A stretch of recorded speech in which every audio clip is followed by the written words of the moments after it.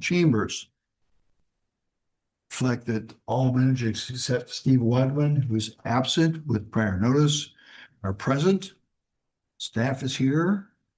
Open mic. Any Rice Creek Watershed District resident may address the board in his or her individual capacity for up to 3 minutes on any matter not on the agenda. Speakers are requested to come to the podium, state their name and address for the record. Additional comments may be solicited and accepted in writing. Generally, the Board of Managers will not take official action on items discussed at this time, but may refer the matter on to staff for a future report or direct the matter be scheduled on an upcoming agenda. I see that the only people in the audience are our own staff. Welcome, staff. So we will move on then to setting the agenda.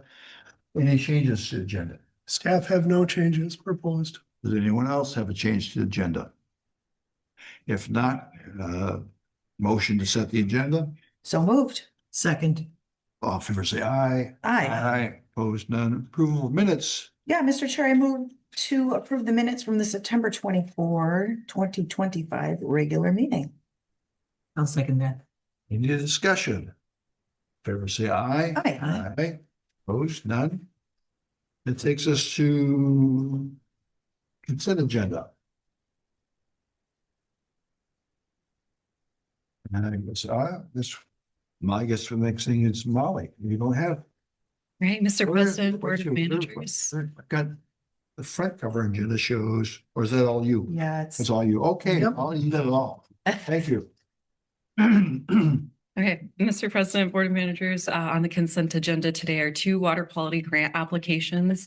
The first application is in Anoka County. It's A25-03, the Vanderpool Shoreline Restoration. This project is on Lock Lake in Fridley. And the other water quality grant application for today is in Washington County, W25-01 at the Ty Schmitz Park in Birchwood Village, right near White Bear Lake and Halls Marsh. This is for a few bioretention basins and a shoreline restoration project. This particular project will also be in partnership with a few other grants, the Watershed-based Implementation Fund and the HELP grant, which was help administered by the Rice Creek Watershed District, Washington Conservation District, and other partners. If you have any questions on these 2 particular projects, I invite you to ask them now. Any questions of Molly? If not, we have motion, please.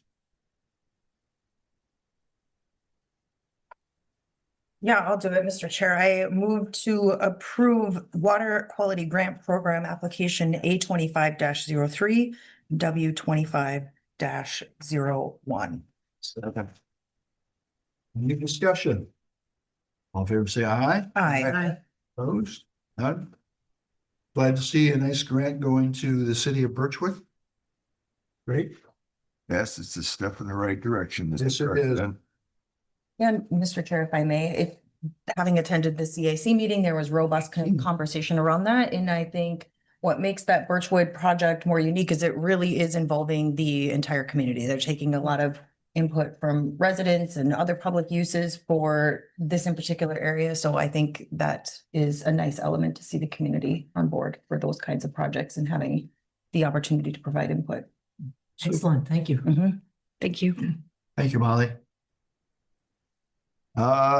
This takes us off to the city of Forest Lake cost share for Clear Lake.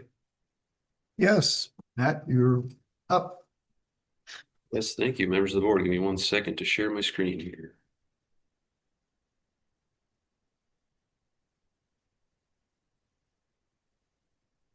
Go. And there we go. Okay.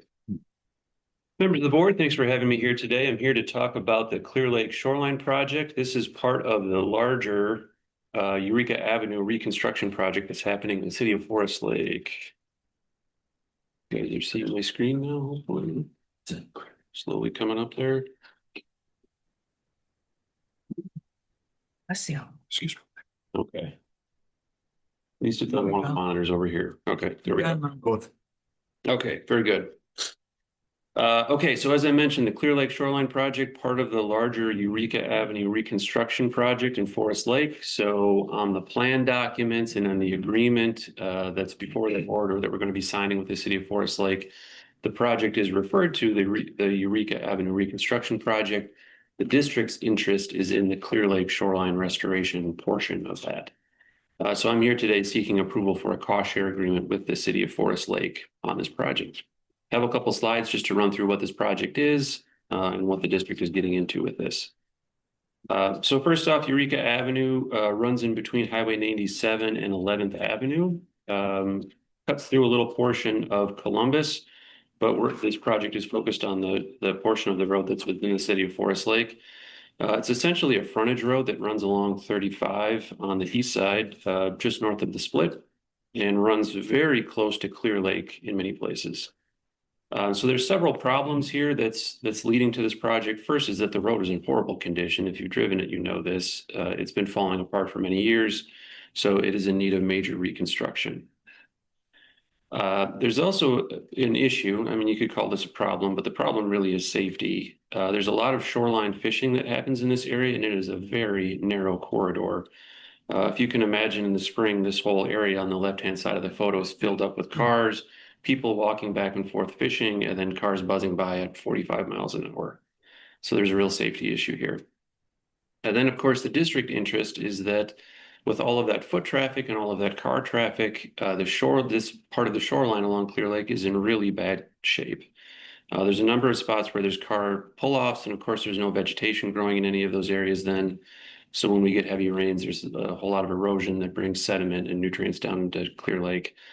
Kind of in that center photo too, you can just see that the shoreline is slowly collapsing down into the lake in several places with not a whole lot of space to spare. So there's many issues, many problems here that I've outlined, and many different stakeholders that are working on this. Of course, the city of Forest Lake is concerned about the condition of the road and public safety. The DNR actually owns the sliver of land, that tiny sliver of land in between the road and the lake is owned by the DNR. They would very much like to preserve shoreline fishing opportunities, noting that those opportunities are rare in the metro area. The Watershed District and our partners at Washington Conservation District were concerned about the shoreline erosion and the water quality issues. The Clear Lake Association is really kind of concerned with all of the above, but really road condition, safety, water quality. So this has been an issue for a few years to kind of help facilitate discussions and keep things moving along with the city and the other partners. The district engaged with Washington Conservation, the Rice Creek Watershed District engaged with Washington Conservation District to come up with some conceptual plans. This was several years ago now. And these conceptual plans really, I think, assumed in several cases that there were going to be some losers in an eventual project, that checking every box might not be possible here. So, for example, a road closure might be possible. Maybe the city's just not able to maintain this road in perpetuity in the future, and they might stub it off and turn it into a trail. Another concept envisioned essentially guardrails, like at the very bottom of the screen here, which would wholly prevent shoreline fishing. You really just wouldn't be able to park or get anywhere near the shoreline with something like that. Now, to their credit, the city of Forest Lake kept at this, and they eventually got a legislative earmark for $4.5 million to do an entire reconstruction of the roadway. And really, they came up with a project design that checks nearly all of the stakeholder boxes here. Wasn't easy, took some time, and indeed it's going to continue taking time for them to navigate this tricky project. But this does make it a City of Forest Lake project. It's primarily a road project first, but then there's a trail going in and, of course, shoreline stabilization. So that's, again, the district's interest. So again, full road reconstruction with a walking trail along the lake. This means that the corridor widens and comes out into some of those land areas owned by DNR. So there's easements happening there. That's taking a long time. Now there will be curb and gutter and no parking signs that will prevent cars from driving up on that shoreline, destroying vegetation. And yet there's going to be spaces for pedestrian access for fishing. So like on the left here, there's going to be essentially limestone slab steps that lead down to the lake in several places. And eventually the DNR plans to install a fishing pier in one of these locations. So shoreline fishing access is preserved, And then the shoreline stabilization, the district's cost share. So the city's legislative earmark includes enough money for riprap, for rock, but doesn't really include any of the vegetation work that was originally envisioned in the Washington Conservation District plans. So the district's role here would be to step in and help fund those parts of it. So fascine bundles, vegetated riprap, so turning that rock into a vegetated riprap, which is what you see on the left there, and a whole lot of live stakes, both in the riprap and above and below them. So the timeline here, fall of 2025, time is running short. They are hoping to award a contract very soon, within the next week or so, and start some of the grading work. The spring of 2026, which would see the shoreline stabilization work. So the agreement that we're looking at approved by the board today would be for 2026. The total cost of the project is between $4 and $5 million. Just the shoreline work, a little over $400,000. What we're looking at right now in terms of the engineer's estimate for Rice Creek's share for the vegetation work is about $58,000. Now the district staff anticipated this. We put money into the approved 2026 budget for next year. Have that line item in the memo if you need to find that. We're recommending with the motion here that the board authorize expenditures up to $85,000, which is the line item for this project, not knowing exactly how the bid opening is going to go. Also, there's some issue, I think I put it in the next slide here. Longer term maintenance. So if we hit a drought period or something like that, and we need to do some watering of this vegetation during the establishment phase, that difference between the current engineer's estimate and what we're asking for authorization gives us that availability. Couple of additional notes. The timeline is tough. It's entirely possible. We've been advised by the city that they're just going to have to push this project an entire year if they can't get things going fast enough this fall.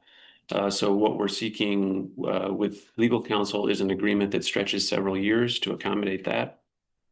We're also proposing to pay for some limited engineer construction inspection hours to go with the vegetation work. That's included in that $58,000 and well under what we're seeking with the $85,000 cap.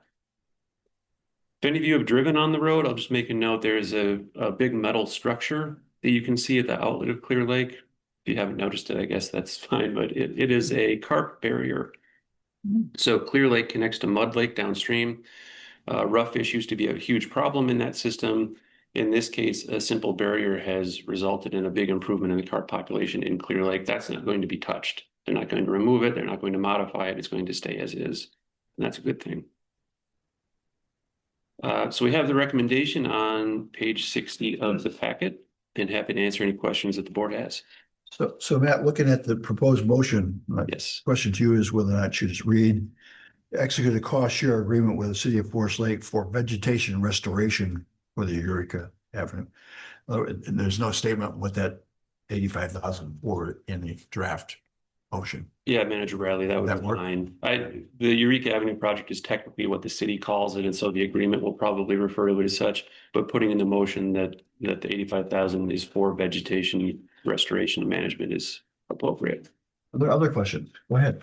Yes, Mr. Chair. First of all, the legislative appropriation, was that bonding? I believe it was. Manager Okay. Bradley, yes.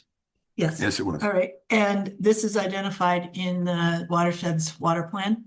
Yes. It is, yes. All right. Right. And any of the WBIF money that would be available for this project? Manager Wynant, that is a good question. I think that was discussed at some point. But right now it's not envisioned. Okay. I also see that we had 85,000 in the 2025 budget. Yes. And 43,000 was spent on that. What was used? What was that for? Some design or? Am I Manager reading this correctly? Manager Wynant, I know that we were working with Washington Conservation District through 2025. It's possible that there were some of those expenditures there.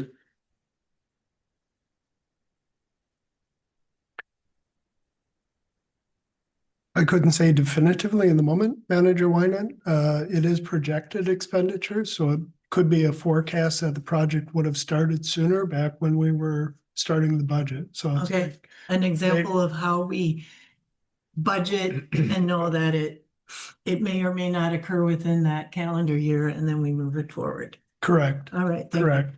And I'll note that when we do that, this is likely all fund balance that's been brought back in 2026 since it carried over. Thank you.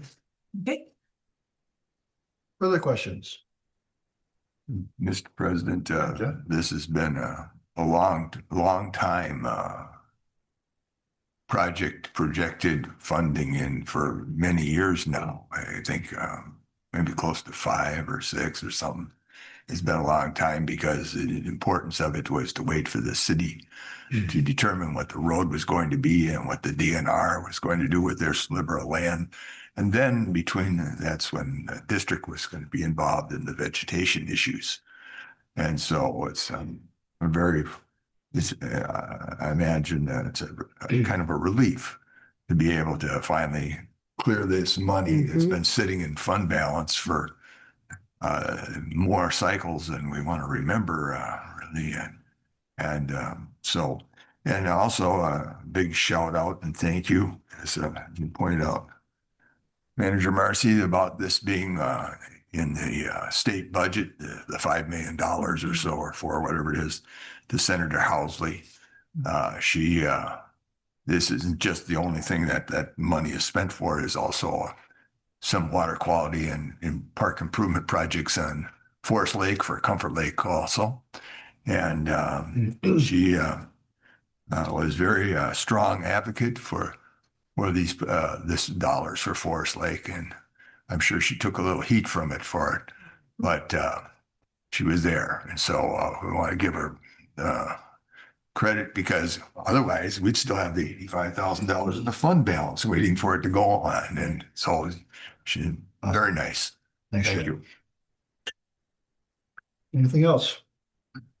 I'm going to move to authorize the administrator on advice from council to develop and execute a cost share agreement with the city of Forest Lake for the vegetation restoration for the Eureka Avenue Improvement Project not to exceed $85,000. Second. Any further discussion? All in favor, say aye. Aye. Any noes? Thank you. Thank you. Thank you, Matt. Mr. Chair, before Matt leaves, tomorrow is the Ramsey County League of Cities meeting where, as I've said before, they're focusing on water issues this year, and Matt will be doing a presentation on chloride to those folks. So thank you for doing that. An example about how our staff's knowledge is distributed to our partners. And by the way, Matt, Mr. President, Matt, you can kindly remind all of those folks that how we were told that we were foolish by asking for money for a salt shed about, 15 years ago? Remember that? I'm sure none of those people are still there. Well, I mean, but the state legislature, all those groups, and now it's become an acceptable practice to limit the salt. And that you can also tell them that in Rice Creek's original plan in 1974, I think it's Martin Lake up there in Columbus had a salt problem issue that they talked about. So the district has had an interest in water, keeping salt out of the water for its entire history. Thank you, Matt. Good luck tomorrow. Thank you. So I believe the next item is Molly on the Water Quality Grant Program approval. Molly, for our vast audience, would you kindly remind all of us the difference between the Water Quality Grant Program compared to the Stormwater Grant Program that we approved at our last meeting? Sure. Mr. President, Board of Managers. So just an introduction for public record. Today, I am presenting on the 2026 Water Quality Grant Program documents and release of those documents for implementation of the program. I presented on October 6th at the RCWD Board Workshop, and there was consensus on the proposed documents for 2026 release. The Water Quality Grant Program is our slightly smaller grant program that we offer to the public. It is more of a stewardship program that is available to residents, business owners, schools, churches, other public entities within the Race Creek Watershed District. And this program focuses more on water quality best management practices. So certain types of projects like rain gardens, shoreline restorations, wetland restorations, pervious pavers, things of those sorts. So it's the big three pillars of the program that we're looking for to reduce as per our watershed management plan is stormwater volume reduction, sediment and erosion reduction, and phosphorus reduction. So those are the three main components that we're looking to reduce in the general resource of concern for these projects. So the grant program has been in operation since 2008.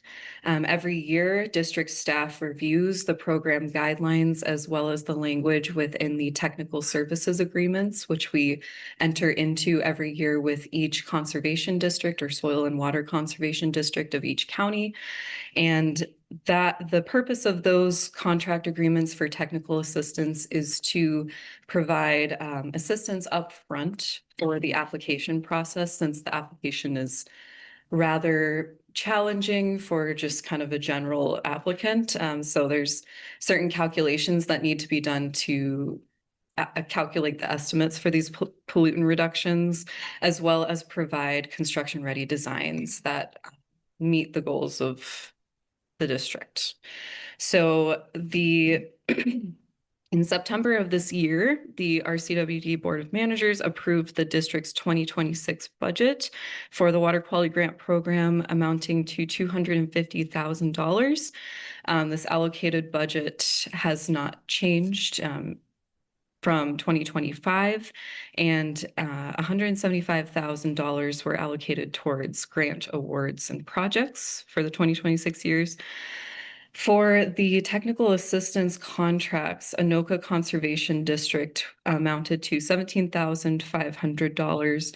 Ramsey County Soil and Water Conservation Division is $29,500, and the Washington Conservation District was $17,500. The remaining around $11,000 within the budget is allocated towards legal staff time, engineering staff time, printing, postage, and other professional services other than SWCD services. So things like outreach work, creating signs for projects, things of that sort, which it was indicated in this recent CAC meeting that it is very important to our Citizen Advisory Committee that we are informing the public of the work that we're doing, and really making it clear what the money is being spent on for the public dollar. So having these signs at these projects is very important. And our communications and outreach coordinator, Kendra, she does a lot of great work with designing these signs, and we get them installed at project locations. So within your packet for review, which is consistent with what was in the board workshop packet, are the technical services agreements for each county conservation district, the 2026 Water Quality Grant Program application and contract, and the 2026 Water Quality Grant Program operations and maintenance agreement. There are no major changes this year. Last year, there was a little more in-depth review with some changes with the mini grant program language. So this year, we're just looking at just changes to dates and things of that sort. So there's a motion in your packet for approval of these documents and release for signature for the contracts to be signed for the 2026 year. Thank you, Any Molly. questions? That was a very good explanation of the difference between the two programs. Thank you. Any questions of Molly? If not, can we have motions? We've got two to it here first. I'll make the first one. Manager Bradley moves to approve the 2026 Water Quality Grant Program as presented and to authorize staff to promote and implement the 2026 Water Quality Grant Program.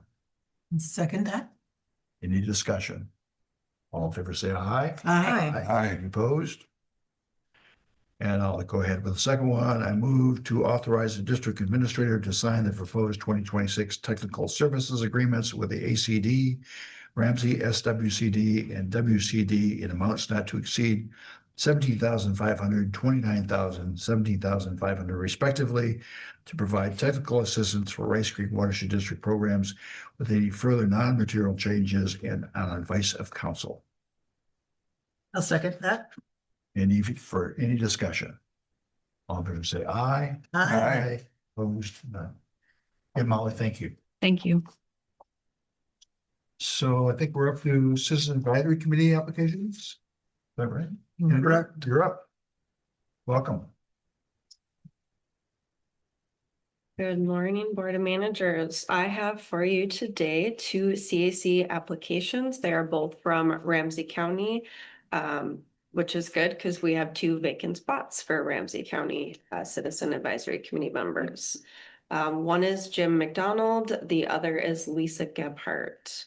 And their applications were provided for you in your packet today. And if you have any questions, I'm here to answer them. Mr. Chair, I would move to appoint Jim McDonald and Lisa Gebhardt to the Rice Creek Watershed's Citizens Advisory Committee. And I'll second that. Any discussion? I had a conversation with Lisa last night and left a message for Jim about Rice Creek and what we were up to. I think they'll both be excellent CAC members. Highly qualified both. Highly qualified, and I understand it after this meeting, you'll be in touch with them and let them know what happens next. Yep. Thank you. Where Thank are you. we? Did we- Call the question, Mr. Yeah, okay, all in favor, say aye. Aye. Aye. Any opposed? Thank you. I guess we're up to our annual League of Minnesota Cities liability coverage waiver form. Correct. President Bradley, Board of Managers, that's found on page 102 of the packet. As you note, this occurs every year.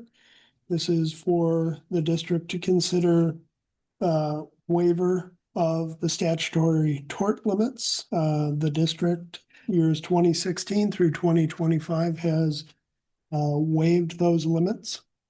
You'll see on page 103 of the packet, the second bullet is the noted action that the board has taken in the past. And the proposed motion on page 102 conforms to that. If the board would like to take an alternative action, we'll have to have some discussion. Any questions, Nick? If not, I move that the district waive the monetary limits on municipal tort liability established by Minnesota Statute Section 466.04, the extent of the limits of the liability coverage obtained from LMCIT. Is there a second? Second. Any discussion? All in favor, say aye. Aye. Opposed, none. So that was done the first year I was on the board. So I appreciate seeing that improvement on behalf of our people we might harm. Yes. I think it takes us to the Rice Creek Watershed District website, ADA compliance in Kendra. You're back. All right, I have the ADA compliance contract and other details for the website. There's this new federal law going in that we have to bring our website and the materials that are on the website, so PDFs and any sort of like attachments that are on there, to comply with this new ADA federal law. I will be honest, I don't know much about the law or about all that goes into this ADA work, hence why we are trying to sign this contract with Alliant Contracting Services. If you have any questions, I will try to answer them, but otherwise I will take the notes and communicate that with Ryan from Alliant. He's our contact there, and get the answers back to you. Any questions? So, Kendra, how did you find this particular organization, and are other watersheds also using them, or? I don't know if other watershed districts are using them. I know other watershed districts are bringing their websites up to compliancy. Mississippi Watershed Management Organization has their website in compliance with this. But this company specifically was recommended, highly recommended by the contracting company that did our website. So that actually designed the website. This was the only company that they would recommend because they have such high quality work and their prices are in line with the services. Okay, so there is a relationship already with this company and our website designers. That makes sense. Any further questions? So, Mr. President, good morning, Kendra. It just says it's going to increase accessibility so the public can do that. Did I understand that correctly? Yeah, And this has what to it- do with like and the what it- readers and things people use that have limited eyesight, and making sure, you know, fonts and colors work with all those different programs. But again, I don't know any specifics about those things, but that's sort of what this is talking about. Thank you. Any further questions? Go ahead. Yeah, just a brief one. I understand that this is a requirement because of whatever federal things are in place. Do you think, I'm assuming there's a consensus to move forward with this. Could we, maybe in the aftermath of whatever is done, can you just share with us what that is? Because I think maybe that's a little bit to John's question, like what are we doing? I understand that we certainly want to ensure that our website and other materials that the district provides are available for everyone, obviously, but it would be, I guess I am curious also to know just what those are, and it sounds like you might be too. Yeah, so we could, I know that. let's just help everybody here. I do know that staff, this company that we're gonna work with will provide training for staff to do like future PDFs, making sure that they're compliant. There's some kind of software and program that we'll use to create them. But again, I don't know those details right now, but yeah, we could run Yeah, through that'd that. be great. Yeah. You know, it'd be great to know where we are non-compliant, just so we know what it is that our dollars are going Yeah. towards improving. Yep. Most of the website is compliant because our website designer used best practices and they're very aware of these ADA things. But it's the PDFs and all the attachments and those kind of things that we need to bring up to compliant. Yeah. Well, Mr. Chair, I would move to authorize the Alliance Statement of Work for Digital Accessibility Auditing and Ongoing Compliance Support for $18,300 with a 10% contingency to assist the Rice Creek Watershed District in meeting federal Title 211? 2 accessibility requirements. For a second. Second. Any discussion? All in favor, say aye. Aye. Opposed? Thank you, Kendra. Thanks.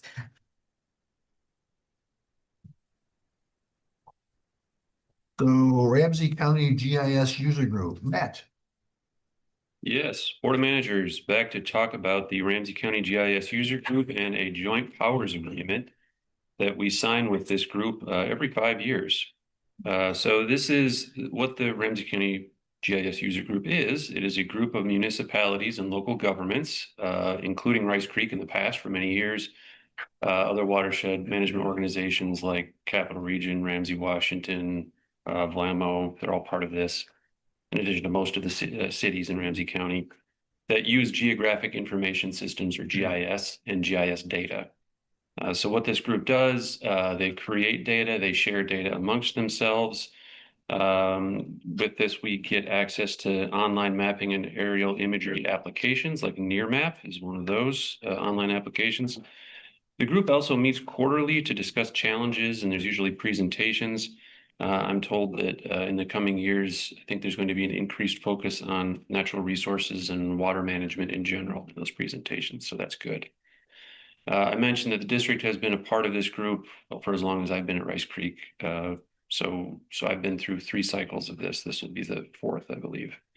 The cost of this is pretty minimal. We're paying about $700, a little over $700 per year. Over a 5-year agreement, that puts the total cost at about $3,500.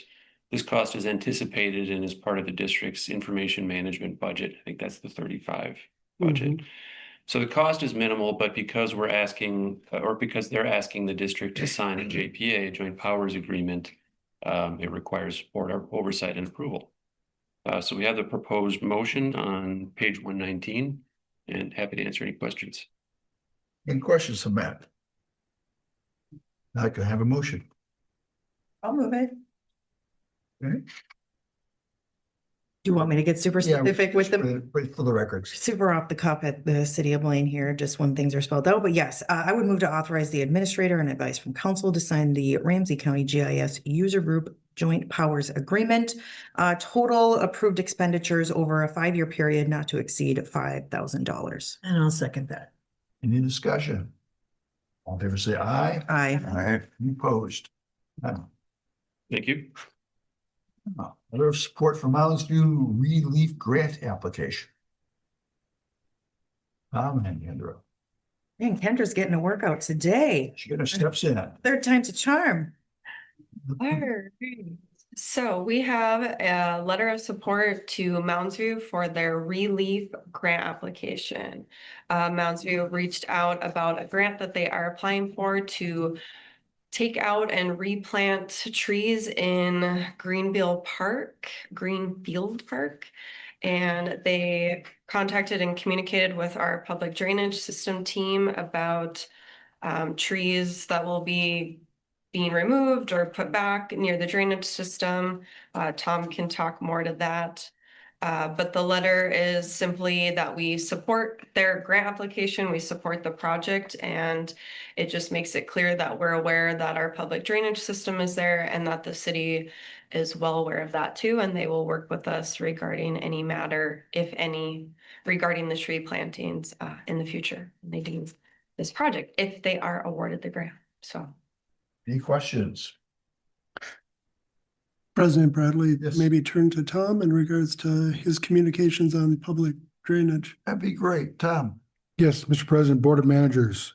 The city reached out to us about this grant, and we met with them on site in the park to go over exactly where they wanted to do this tree planting. And we were very clear, said in the memo explicit, that trees could not be planted within 50 feet of the top of the edge of the drainage system to preserve our working corridor.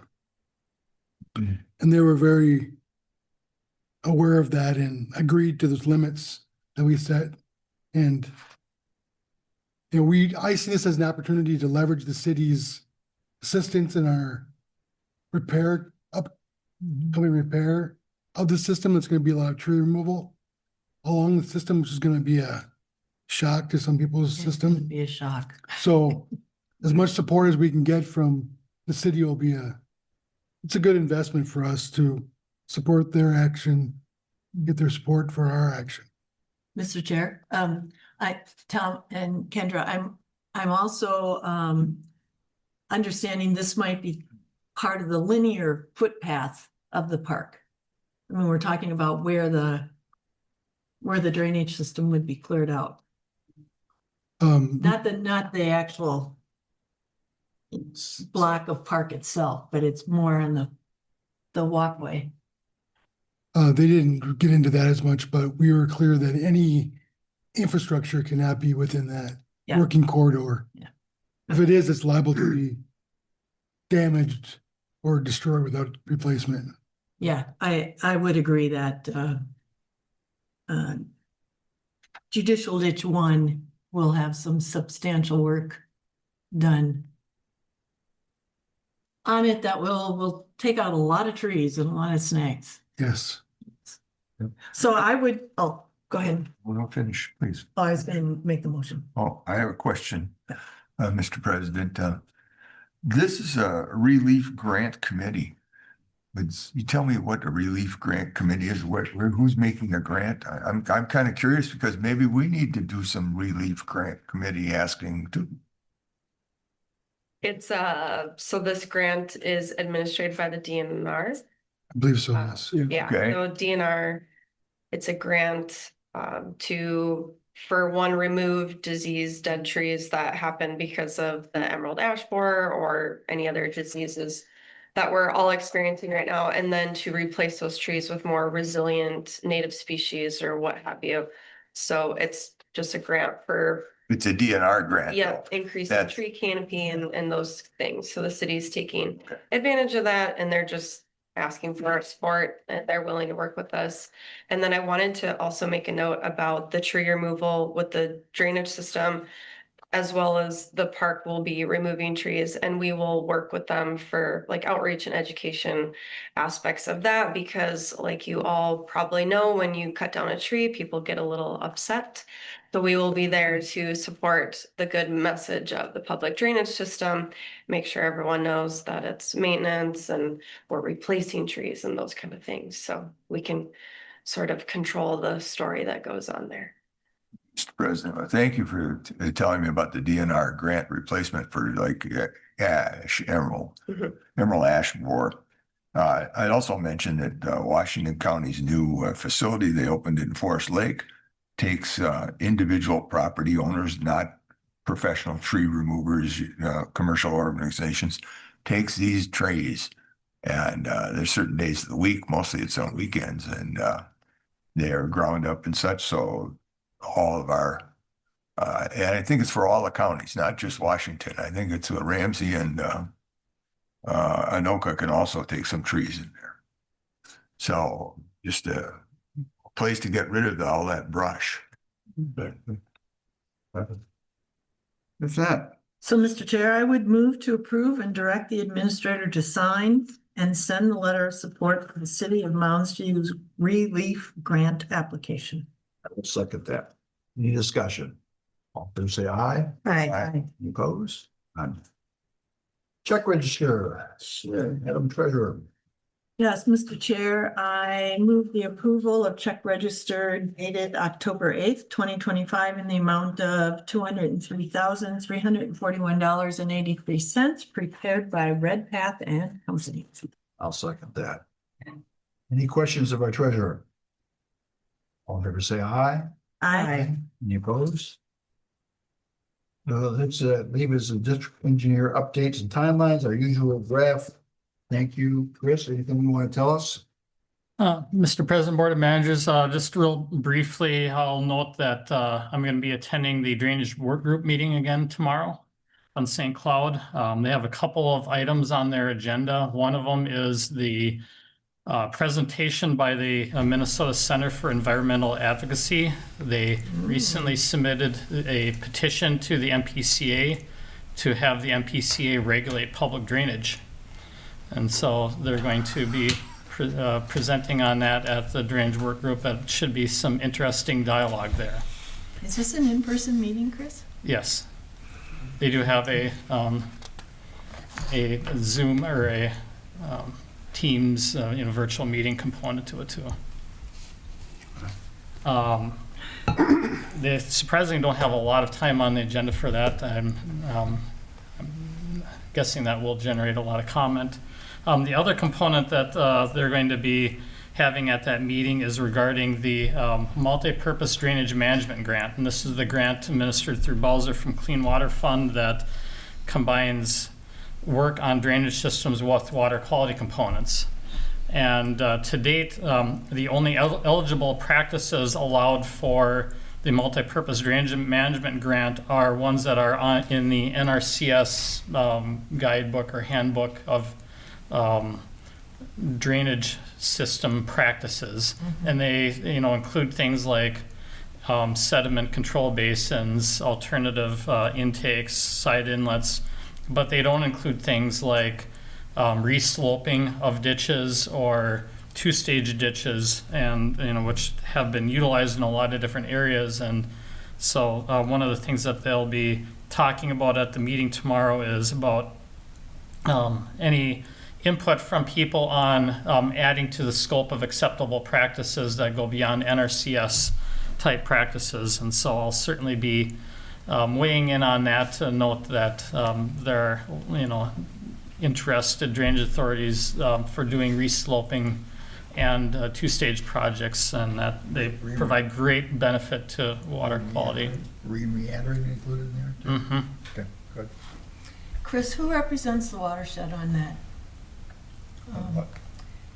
Does Jan Voigt show up?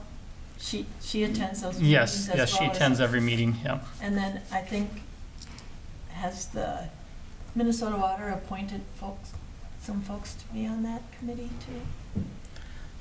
I believe that there are typically at least a couple of different watershed folks that are on there. I'm not sure who would be an official representative of Min Watersheds other than Jan there, but, we certainly see managers from Boy to Sioux that represent Yeah.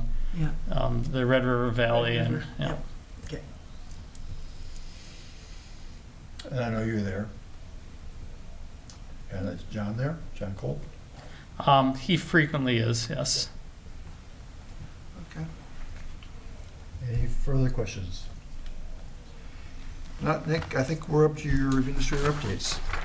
Yes, board managers, couple updates. Have continuing communications with the city of Columbus through Jack Davis, the administrator, specific to 102232, Anoka County Ditch. Recently, he's been asking about the West Pine Street culvert, which we lowered. Basically asking timelines and if the work was completed. Also asked about the private driveway at 137th Avenue, and we are moving through our bids there to get that to the DNR permitted elevation. I do intend continued engagement with Columbus as well as Lino Lakes as we move towards our alternative for potential. Talk to them about the culvert standard, the model availability, future development under the AUAR and such. Tomorrow I have a meeting with our 2 Washington County commissioners. This is their annual watershed district roundup, if you will. Communicate with them and staff informally along with Manager Waller on the district's good work. I attended the Minnesota Watersheds Resolution Committee, which occurred yesterday. We will be seeing a new additional resolution that will show up at our, or the organization's annual meeting here in December. And so Q for the Minnesota Watersheds Conference. Teresa will be in touch with you on your potential attendance. And today, Salt Shed was mentioned, and yes, I do anticipate that we'll likely have a future ask for some dollars for moving a salt shed or improving its condition to keep that chloride out of our surface waters. That's all I have. Have to answer any questions. Go ahead. Nick, what is the nature of the new resolution? That new resolution came from Joni at Prior Lake Administrator. The proposed resolution to allow the watershed district to join a self-insured health benefit pool. The current language at the state level doesn't allow for that, so we'd like it amended to include watershed districts along with its cities, counties, school districts, the ability to self-insure. So now I'm confused. So you're saying current law would not allow us or just not their organization? Before? Us. So the discussion we had at the workshop was not relevant because we're committed to the public one? I'm confused. No, this would be self-insure, I think broadly, Okay. but then we could look at joining with other watershed districts or maybe through Metro Mod collaborating and self-insuring. You have to have, Self-insuring. I'm sorry, did I, No, I was Yep. confused. Well, you said self-insured. Self-insured health benefit pools. So we would join with other watershed organizations or with the city or a county, which is what the administrator there is trying to do, is join with the county and the city and work through the availability of a joint health and care plan. That's an interesting concept. So, Yeah. okay. Yeah, so with a greater pool, perhaps better rates. So that would be the hope. Okay. Well, So, something to pursue, yep, consider. first we gotta get the law changed. Yeah. Yeah. So right now, it's not an action item, it's out in the resolution. Correct. When I have detail on that, I'm sure Minnesota Watersheds will Yeah. send it out, and we may wish to have the board direct the voting on that item as it did the other resolutions. Okay. John? Mr. President, thank you. I was invited to attend a special meeting of the Birchwood Village, City of Birchwood Village, and the only agenda item on there was Halls Marsh. I was there and made this publicly clear that I was as their representative from Washington County, and I did not speak for the Board of Managers at the time. So we all have that, get that fully disclosed here. They're upset about the agreement, and I hadn't seen it until they gave it to me at the meeting. And the phrase that really bothers them is this phrase that says, Halls Marsh itself is not a component of the Privy Lake Outlet Project, as it is a public water regulated by the DNR. Excuse me, John, what is the agreement? Well, we're having an agreement on how to, once we got the outlet for Privy Lake Right, done, we had to have an agreement to, with the cities of Birchwood, yep. White Bear Lake, and Matamidi as to how this was going to go, and some more clarity in the future, or something like that. And so, Okay. I think the agreement between White Bear Lake and Matamidi is completed. They've accepted it. That language in there. If I could, President please. Bradley? Currently, there is no agreement at all. Okay. Since the establishment of the project back in the day, and that went through a establishment process, legal process. I might add there's two different things that I think are being referenced. One is there is a draft agreement that went to all of the parties to join it. And then there was some 10,000 foot general information about the project or about PLOP itself and what it meant. So, because they didn't feel there was an agreement, needed an agreement for whatever it is, we have this proposed agreement. I believe that, I believe the proposed agreement has been accepted by White Bear Lake and by Matamidi.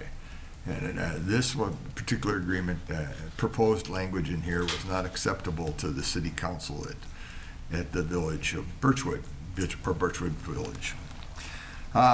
So the two things, that was what they were, and they have quite a bit of evidence that they have that says that Halls Marsh has always been a component of this project right from the get-go. This project, by the way, began in late 1976 and wasn't completed until 1980 or 81. The DNR had a point on it. It's interesting to read some of the things that was shared with me, and I don't think they shared all of it, but they said that they had the remarks from Mr. Seymour, who was the director of lakes at the time for the DNR. And he says, this is the second addendum, I guess, that the engineers put on. And I have a copy of it here. But one of the curious things he says about it is the engineers don't, you need to have a DNR permit to do what you're proposing, and you don't even ask us. And he's not happy about this, and this is the second time he's written comments on this, the second addendum. So he says that there has to be a DNR permit because you're changing the cross-section of water volume and such of a public water. He says White Bear Lake, Privy Lake, and Halls Marsh are all public waters, and so you need a DNR involvement. They do give a DNR permit. The thing that bothered me about this particular proposed document was that there's a sentence in here that says there's virtually no documentation exists on the interconnected infrastructure. The lack of historical documentation and connectivity of municipal and watershed structures has led to some confusion as roles and responsibilities over the respective agencies and landowners, which in turn have driven some landowner concerns. I think that there's quite a bit of historical knowledge about this. For example, I know that there's one, this is from the village minutes of August 31st, 1978, where Mr. Goyer, who was president of the Watershed District, says that they stated the RCWD will be responsible for maintaining Halls Marsh as a part of the project since it is an RCWD project. Remember, this is their concern. They are upset that this is not, that Halls Marsh is this gap in this project area here. They aren't concerned with that. They provided I think this is the permit from the Department of Natural Resources, special provisions, etc. So there's a DNR permit that was involved in it. There was an engineer's report, obviously. And there were additions to it and other additions. Here's a report from the director, which I was referring to a few minutes ago, from the Director Seymour at the for the project. This is dated on the 29th of May, 1979. There's an engineer's report here on the outfall for this project. It tells you when it began in 76, and this is the one in 79, which Mr. Seymour is commenting on that you forgot to ask us for a permit. Oops, you know, etc. And finally, this is a resolution passed by the Rice Creek Watershed District Board of Managers, and I'll just read a couple of portions of it. Halls Marsh treatment structure became and is a portion of the basic water management features of said project and is in its provides biological, chemical, and physical treatment of the water entering White Bear Lake. And it goes on to talk about that the district has authority to pay for these things and the benefits of this in the basic water management plan. So to me, this was passed on 20th of November 1980. Mr. Petangelo made the resolution and Mr. Cardinal seconded. Those were both long-term initial board members, by the way. They've been there 10 years. So the comment that was made here by landowners being confused and not understanding, and of course with me, in my experience, I'm one of those type of individuals who's come to the board and said, look, you have yourself, Mr. President, issues, and worked on it. So I think there is a lot of historical record here, and I think that there is a historical record that proves that this is part of the project. It's not part of it. Now, the city council is very upset about this, and they were, I'll put it this way, in a frisky mood. And so I just bring it to your attention here. I think it's important that I thought this whole thing was settled a year ago when I was at the meeting with our staff and there at Birchwood, that they finally had recognized that Halls Marsh is not a gap in this program, but essentially part of it. So John, you were kind enough to tell me about this as we walked down. Yes. And I asked the administrator to send me the agreement, that the memorandum of understanding that this city, and the language you are reading to me is nowhere in the memorandum of understanding. So I don't know. I asked Nick to make sure, was it in the attachments to memorandum, and I don't have an answer to that. So maybe Nick, you can tell me that. Yes, President Bradley, Board of Managers, it is not in the attachments. The attachments are largely maps of the system, contributing drainage areas, etc. My understanding. So John, this is the memorandum of understanding that Nick provided me. And what date is this? Well, this is the current memorandum of understanding that's been approved by White Bear Lake, is that correct? It's been approved by the staff and council of those member cities. Okay. And it is yet to be ratified by the entities. John, this memorandum of understanding, I just get, leave it with you. Yes, I'll compare the two. Yeah. I'll compare the two, but I'm saying to you is that I believe that, So your objectionable language that you're talking about, and it is objectionable, yeah, is not in the memorandum of understanding, it's not in the attachments. The memorandum of understanding lists a number of things that we've agreed to do. And then we're gonna assist Birchwood in the drawdown of Halls Marsh, and it says what the role of each party will be. So I encourage continued dialogue on this because, but I think maybe there's a misunderstanding of what we're asking for. Mr. President, I certainly hope there is. I don't, but I would point out to you that in what the portion of this document that I was handed the other day, I haven't had a chance to compare it. It says Rice Creek agrees to inspect, maintain the Privy Lake Outlet project, which is defined as the Privy Lake Stormwater Sewer, a Halls Marsh outfall, Halls Marsh outlet, and doesn't designate the marsh in between specifically as it does in this But there area. is So specific things in this agreement, which I'm telling you, yeah, the issue with them should is be that discussed. the issue is that the marsh itself isn't part of the project. They see it as a gap. So the language needs to be, I think it is part of the project. Part of the project is. I'm hoping it is. I don't disagree with you. That's my point. Mr. But Administrator. this hasn't, and they understood this as they had just received this recently.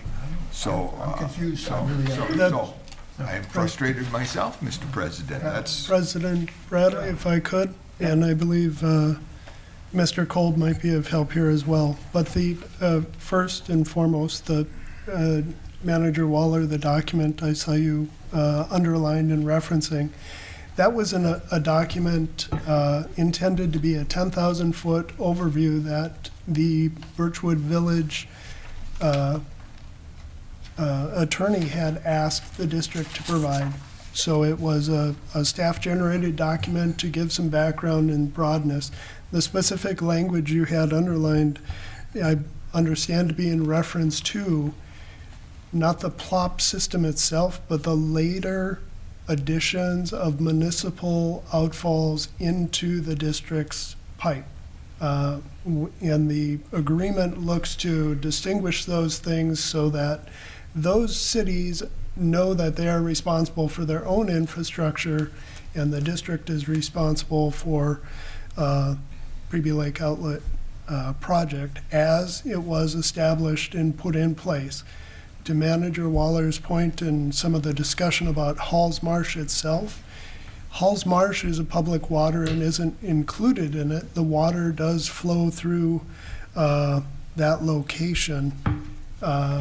It is, from Privy Lake, the outlet structure, the pipe, the outfall into Halls Marsh, and then there is an additional one that goes under a driveway. The memorandum of understanding related to the Halls Marsh itself includes working cooperatively to draw it down, to excavate it, to test it. There's substantial portions of that agreement. Mr. Chair, if I could, Yeah. it feels, now, correct me if I'm wrong, manager updates are a time for each of us as managers to just communicate our engagement with the community or upcoming events. It feels, now that we're on this in particular item, I literally have no idea what you're talking about. This would be something that required, at least on my part, a staff report Yeah. or some type of context. So if this is an item, maybe we need to start adding other business onto our workshop items so that things like this can be discussed in a setting that makes more sense than where we are currently in this dialogue. I literally have no idea what you're talking about. I'm familiar with the entities that we're speaking of, but from a historical context, I can offer nothing. And again, to my knowledge, manager updates are really a time for communication based on the engagement with the community by each manager. So anyway, you're right. Thank you. Obviously, we need to have staff review this information provided by John and reach out to Birchwood and clearly, whatever we gave on 10,000-foot level does not appear to be in the memorandum of agreement itself. We can withdraw the other one, whatever we need to do to get this resolved. Mr. President, thank you. But I would point out to you that the definition of provided by the administrator here excluded Halls Marsh, but if there's a separate side agreement to that, I'd be interested in reading it. Thank you. I was just trying to communicate the update that the upcoming meeting on the 14th, I wouldn't expect that the city council, my reading of it, would pass this agreement at this time. Thank you, John. Anything else? Anything else, John? Okay. Why not? Mr. Chair, I just point out that there are, the University of Minnesota's Water Resources Conference, which is the gathering of all watershed or water professionals in the state, happens next week. There are a number of Rice Creek staff members that are attending. I will also be there for part of that conference as my role as a watershed manager and as Clean Water Council. Thank you. Anything else? That's it. Mr. Robinson. Not anything thorough. I attended the CAC meeting last week. Thank you to the two of you for being flexible with schedules to swap dates around and rearrange a few things. So really, Cool. that's all I have. And I have nothing. So with that, a motion to adjourn. So moved. Second. All in favor? Aye. Aye. That was a heck of a long agenda that we got done very efficiently. Pretty decent.